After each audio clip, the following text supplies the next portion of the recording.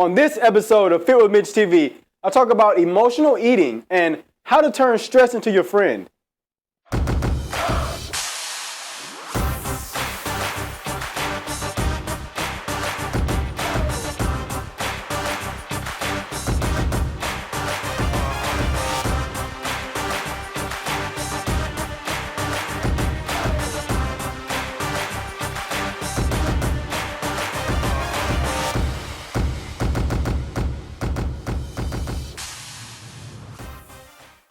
Hey guys, it's your fitness coach Mitch Graves back again with another episode 5 of Fit with Mitch TV. And in this episode, we're going to be talking about overcoming some emotional eating cravings. Yes, emotional eating cravings. And if you remember that this episode, well, really this episode and this series is about overcoming your cravings. And this episode is about stress, overcoming the stress in your life. And so in part 1, I talked about overcoming the psychological cravings. And some of those psychological cravings manifest themselves in moral license. So we give ourselves permission. We think we're going to be better. We think we're going to be better later than we are right now. And we're not. We fall for that whole trap, you know. So in this episode, I want to talk about what I call the bad emotions. Boredom, anger, anxiety, and depression. A few of those can be lumped into the larger category of stress. And so later on in the spirit section, I'll be talking about how to really turn stress into your friend. But for right now, I want to deal with those emotions, those 4 emotions, boredom, anxiety, anger, and depression. Because in my research and in my own personal life, I found that those 4 emotions typically are the main culprits when it comes to emotional eating. Can you relate? So you're at work and you're bored, and so you grab something to eat. Or you're anxious, your boss comes and tells you something that, throws your life on the tailspin. Hey, they're doing downsizes. So you might cope with that with a tub of ice cream or something like that. Or guys, we go out for a beer. Hey man, let's go grab a beer. Or you're angry. You say your wife or your girlfriend pissed you off, and so you go to the bar. Or your boyfriend said something, your girlfriend or husband said something that really made you mad, so you go out for drinks with your girls. Or you go and indulge in that chocolate that you've been wanting to do for a while. Or you might be depressed. I've dealt with depressed people for a long time in my life, coming and going. And I know that one of the ways that they deal with it is definitely through eating, to try to comfort themselves. And so if you find yourself in any one of those categories, then here's some strategies to help you out when you get into that. The first thing you have to realize is that those 4 emotions are regularly triggering what's called dopamine. Okay, it's a neurotransmitter in your brain called dopamine. And what dopamine is, it's really tricky. Dopamine is the promise of reward. It's not the actual reward itself. It's like someone telling you, hey, if you run this race, you'll get a prize. But they never give you the prize. But you keep running the race thinking that they're going to give you the prize, but you never actually get the prize. And so that's what dopamine does to our brains. It tricks us into thinking that we're going to get a reward. So we keep doing the thing, hoping that we'll get the reward, and we end up with that momentary pleasure of the process, but we never actually get the reward that's at the end of the process. And that's how people develop addictions. It's like you're constantly chasing that high, and it never actually comes. And you get stuck into this vicious cycle. So how do we break that cycle? Well, the first thing is to become aware. Become aware of what emotion you're in right now. Is it one of those 4? And I talked about in episodes 1 through 3 about changing your habits. So if you have a habit of when you're bored, angry, anxious, or depressed, to go grab something to eat, well, now you know that that's dopamine triggering. Your brain says, hey, you feel bad. Get some dopamine to feel good. Well, that's kind of a short-term reward. And so the way we get out of that is to really recognize to have awareness of what emotion we're in right now, to really say, okay, I'm bored, or I'm angry, or I'm anxious, or I'm depressed right now. This is where I'm at. Then to really go, to take a step further and say, why is that? Okay. Once you take some steps to alleviate that in a constructive manner, now you can take steps to really alleviate that with things that are not going to hold you back from your fitness success. So if your body success. So if you're bored, you can get up and go do something that's going to stimulate you, that's not going to detract you. If you're angry, you can go and confront the person, or you can be honest with yourself, or you can talk to a confidant, or you can do something like that. Or write out this really angry note and never actually give it to them. that helps actually. So there's all kinds of ways. So you come up with strategies that help you deal with your anger, with your anxiety, with your depression that don't necessarily have to be food, right? And so once you identify that emotion, so that's the thing. And so the real thing is dealing with stress, right? Dealing with stress. One of the best ways to do this as a fitness show is to exercise. It's to exercise, hang around with friends. It's to get serotonin. It's to get oxytocin. Oxytocin is what we get when we be around other people. Serotonin is that feel-good emotion. So we're eating foods that stimulate the serotonin, which I'll be talking about a little bit. So those kinds of things will really help you in those situations when you're feeling like when you're feeling stressed. It's to get the what I call the higher neurotransmitters, endorphins, which is from exercise, endorphins, which is from exercise, serotonin, and oxytocin, and seeking for ways to get those into your system that's actually going to calm your brain down, calm the stress down, so you're not dopamine addicted. All right? Hope that makes sense. Now we're going to hop over into our body section, where I'm actually going to do some nutrition tips for the change. Talks about some of those serotonin foods to help you feel better. Hey, welcome back. And in the body section today, if you watch the intro, I'd say workouts and nutrition tips. Workouts and nutrition tips. So in this section, I'll be talking about some nutrition tips that are going to actually help you improve your mood. So foods that improve your mood. So if you need some endorphins, you can go back and look at episodes 1 through 4 and do some exercises, some bodyweight exercises from 1 through 4. That's going to stimulate some lactic acid in your body. It's going to stimulate some endorphins, help you feel better. But in this part of this video, I'm going to talk about some foods that you can eat.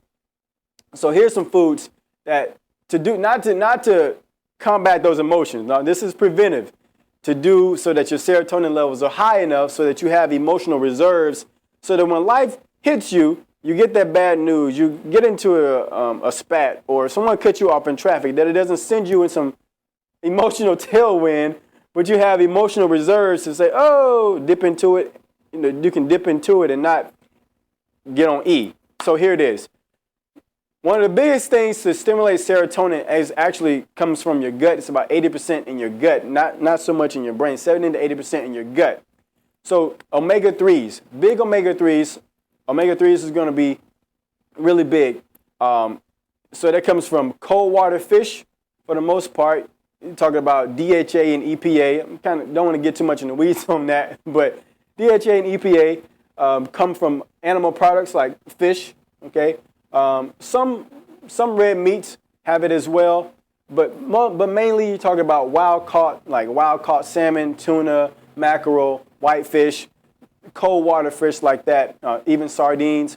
So you want to get into some of those cold water oily fish that have the omega-3s in them. That's going to stimulate and help your body produce more serotonin, which is going to help you over time keep your mood up and keep it up and raise it up and keep it up, I should say. So the second thing is dark leafy greens. I'm a big fan of what I call the GROW diet. Now, I'll be doing a whole section on that. But GROW basically stands for greens, real lean protein, omega-3s, and water slash whole carbs. So dark leafy greens have a mineral called folate in it. And folate helps your body, again, to produce serotonin. So dark leafy greens, watercress, spinach, of course, kale, mustard greens. I'm from the South, so collard greens. So all those different kinds of greens, you can type in cruciferous vegetables. You can type in dark leafy greens, and that'll give you some idea. And finally, my third tip is foods with antioxidants. Foods with antioxidants. So here's the thing. Foods with antioxidants, but you don't want to err too much on the acidic side, like coffee. Coffee has some good antioxidants in it, but you definitely want to hit more of the antioxidants from like dark chocolate, for instance. Dark chocolate, dark berries, like goji berries, blueberries, raspberries, blackberries. Those kinds of berries are going to really be high in antioxidants, which are going to bring the oxidation in your body down, the inflammation in your body down. And so when you combine that with the dark leafy greens, the antioxidants, and you combine that with the omega-3s, now you alter your internal environment so your body can produce the hormone, can produce the neurotransmitter serotonin, and now you can begin to feel better, right? You can begin to feel better. So those are my 3 tips for the body section. I did a body section on nutrition today. So next up, we're going to jump into the spirit section and talk about how do we make stress our friend. Hey, and welcome back to our final section, our spirit section.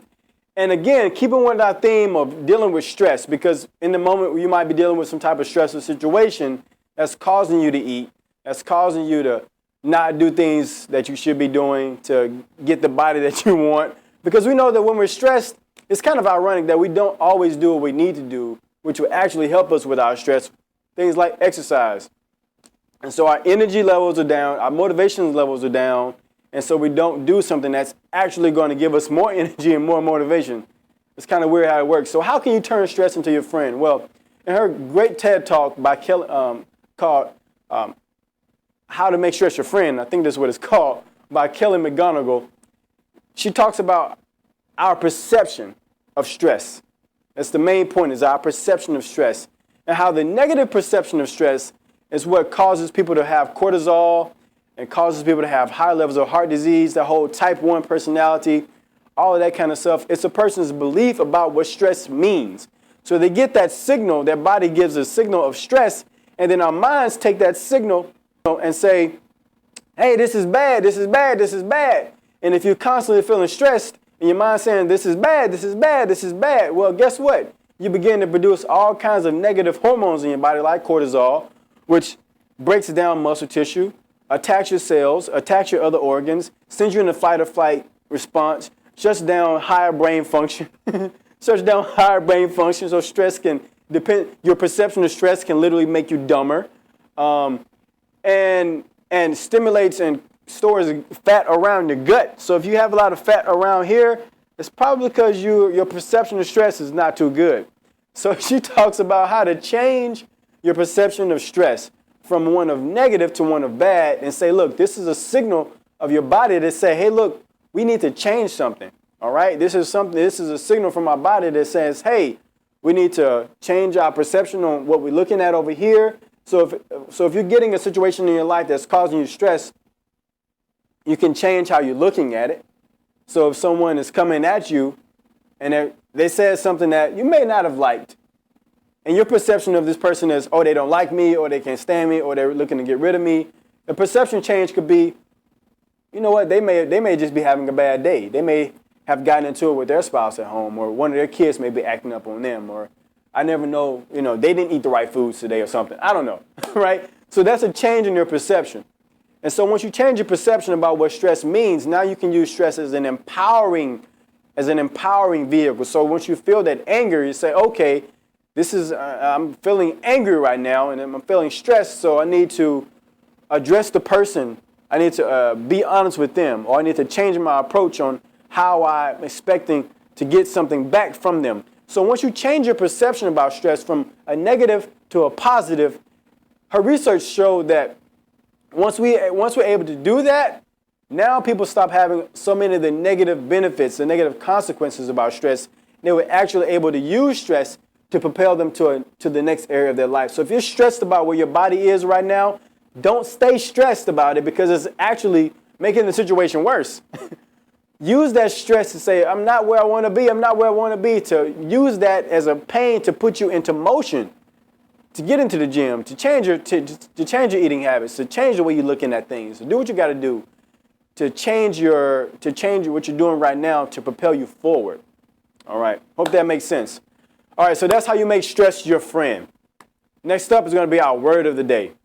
Hey, welcome back to our final section, our word of the day. It's going to be encouraging, and today's word of the day is celebrate. Celebrate. I can't sing, but I'm going to try anyway. Celebrate good times. Come on. Dun, dun, dun, dun, dun, dun, dun, dun. Yeah, celebrate. So celebrate progress, not perfection. Celebrate progress, not perfection. This is another perception shift. So if you've been looking at yourself and saying, I have to be perfect before I even get started, well, you're never going to start. I say that the fear of imperfection holds a lot of people back. I know it held me back for a long time in my business. But the celebrating progress and not perfection. So every time I film one of these videos and it's successful and my phone doesn't die, nothing happens, I celebrate like I just won the lottery. Why? Because I'm making progress toward my goals. I'm making progress towards my values of helping you transform your life, helping you change your mind and change your body, helping you free yourself from your physical, mental, and spiritual limitations. And so I celebrate that. So whatever way you're measuring progress, whether it's a scale, whether it's inches, whether whether it's the clothes you're wearing, whether it's your mood and your energy levels, whether it's the negative comments that you give out throughout the day, whether it's the positive comments that you give back, something that you can control, obviously, your body fat percentage, however you choose to measure progress, find multiple ways to measure progress. Did you eat all your meals for the day? Did you make it to the gym today? Did you do all the exercises? Did you do more in your exercise? Guys, there's all kinds of ways to measure progress other than just a scale. And once you find a way that you've actually made progress, man, celebrate. Celebrate, have a good time. Not with food, not with like negative food, but just have a good time. Feel it. Really feel it in your body. Celebrate that progress. You don't have to be perfect. So that's it, guys. That's Fit with Mitch TV, episode 5. Go out today. Leave a comment in the section below. And if you haven't subscribed yet, go ahead and subscribe to my channel. Make sure that you don't miss any of the great episodes that are coming out. All right, guys. So until next time, remember to live, learn, grow, and glorify. Later.